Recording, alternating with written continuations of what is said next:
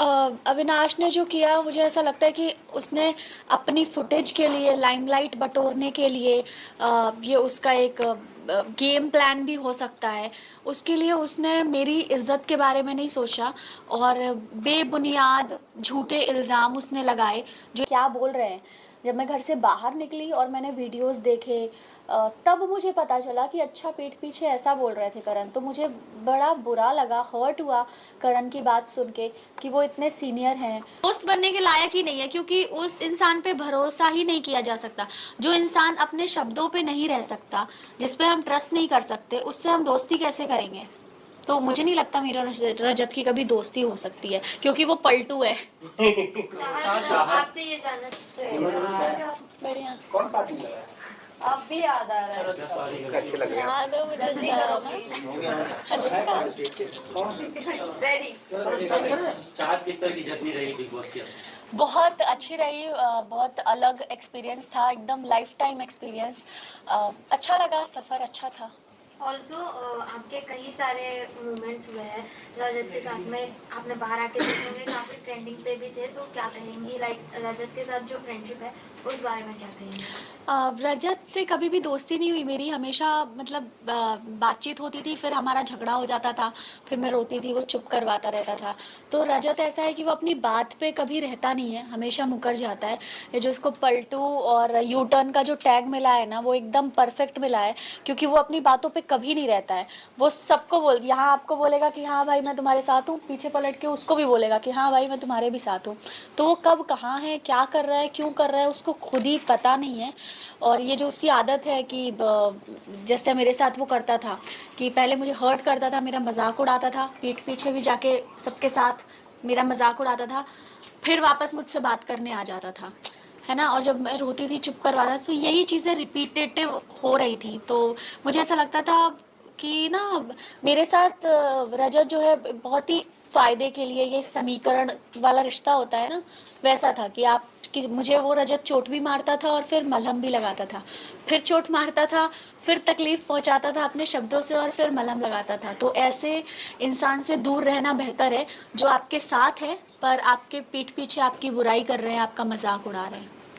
अविनाश के साथ जो है काफ़ी सारी चीज़ें एपिसोड में भी दिखाई गई, काफ़ी सारी चीज़ें बाहर भी निकल के आई है, चाहे आपका रिलेशनशिप का जो भी मुद्दा बना था वीकेंड के बाद से, या फिर आपके करियर को लेकर जो भी बातें हुई थी, वो सारी चीज़ें भी सामने आई थी। क्या कहेंगे इस बात पर? एकदम मतलब बेसलेस थे। उसने एक भी बार ये नहीं सोचा कि क्या अगर मेरी जगह अविनाश की बहन होती, तो जो बातें अविनाश ने मेरे लिए बोली हैं, तो क्या वो तब अपनी बहन को भी वही सब बोलता? तो ये बहुत ही हर्टफुल था मेरे लिए जो कुछ भी हुआ। और शायद उसी वजह से जो बातें अविनाश ने बोली, मेरी मम्मी आई, मम्मी को भी बहुत हर्ट हुआ उन बातों को लेके। तो मम्मी का भी वो रिएक्शन था, क्योंकि माँ अपनी बेटी के लिए तो हमेशा खड़ी रहती है। जहाँ पीठ पीछे बोलने की बात है, तो करण ने भी आपके पीछे बहुत कुछ बोला है कि आपके आंसू मगरमच्छ हैं, फिर आप एक्टिंग करके कोई दूर पहुंचे, उस पर आपको क्या कहना? करण ने अगर ये बोला है कि मैं एक्टिंग करके यहाँ तक पहुंची हूँ, तो मुझे तो 3.5 महीने मैं एक्टिंग कर रही हूँ बिग बॉस के घर में, तो मुझे तो बेस्ट एक्ट्रेस का अवार्ड मिलना चाहिए ना। है कि नहीं? कितनी अच्छी एक्टिंग कर रही हूँ मैं कि 3.5 महीने से मैं एक्टिंग ही कर रही हूँ। और करण ने जो बात बोली है मेरे पीठ पीछे, वो जब मैं घर के अंदर थी तब मुझे पता ही नहीं था कि करण, और वो अगर ऐसा करेंगे, किसी के आंसुओं पे हंसेंगे और किसी की फीलिंग्स का मजाक उड़ाएंगे, तो वो अपनी पर्सनालिटी दिखा रहे हैं। तो ये तो मैं करण का ये रिएक्शन देख के तो मैं शॉक्ड हो गई कि ये करण ये क्या कर रहा है, ये क्यों कह रहा है ऐसा।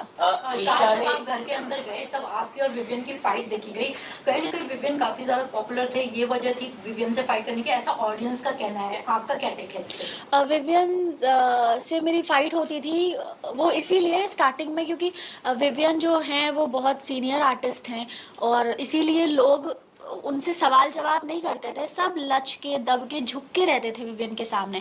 इकलौती मैं ही थी जो मैं कहती थी कि आप बदतमीज़ हो, आपके बात करने का तरीका सही नहीं है, आप बहुत घमंडी हो और बहुत एटीट्यूड है आपके अंदर। क्योंकि विवियन जिस तरह से बात करते हैं ना, ये सुन और ऑर्डर चलाना, सब चीज़ें मुझे नहीं अच्छी लगी। तो इकलौती मैं ही थी उन सभी लोगों में से जिसने आवाज़ उठाई और बोला कि आपके अंदर अब बहुत अकड़ है और आप इस तरह से बात मत करो। लेकिन उसके बाद 4 हफ्ते बाद मैंने काफ़ी सारे चेंजेस भी विवियन के अंदर देखे, जिसमें उनके बात करने के तरीके में काफ़ी सुधार आया।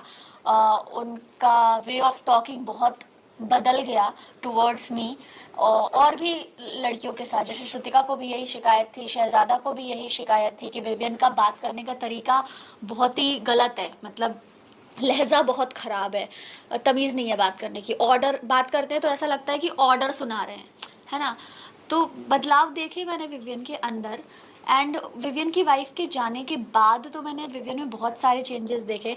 नूरान जी और मैं, हम तो बहुत अच्छे दोस्त हैं, और नूरान जो बोलकर गई विवियन को मेरे लिए, तो विवियन का नज़रिया बदला टुवर्ड्स मी। और उनकी वाइफ के जाने के बाद वो बहुत अच्छे से मुझसे बात करने लगे, मेरे साथ हंसी मजाक करते थे। एक टास्क था जिसमें वो कोट भी पहना रहे थे मुझे, शायद आपने देखा होगा। एंड तो बहुत बदलाव मुझे विवियन के अंदर देखने मिले मेरे प्रति उनकी वाइफ के जाने के बाद। तो मुझे ये सोच के अच्छा लगा कि अगर उनकी वाइफ ने उन्हें कुछ समझाया है या बोला है कि चाहत के साथ आप इस तरह से बर्ताव मत करो, तो वो चीज़ विवियन ने समझी और उसको अप्लाई किया, तो ये बहुत अच्छी बात है। और बदलाव तो रजत के अंदर भी देखने को मिले। जब स्टार्टिंग में आपने उनका हाथ टच किया था तो उन्होंने मना कर दिया था, फिर बाद में आप लोग कपल डांस करते हुए नजर आए। इस वो बदलाव काफी को क्या वायरल कहना हुआ चाहेंगे? आपका। हाँ, वो एक वैसलीन का प्रमोशन था मेरा और रजत का, तो वो बिग बॉस की तरफ से हमें दिया गया था, तो इसीलिए हम दोनों, और मैंने ही सिखाया था उसको डांस, और हम जीते भी थे। तो हो जाता है कंफर्ट, आप एक ही घर में रह रहे हो साथ में, तो वो कंफर्ट जोन आ जाता है थोड़ा।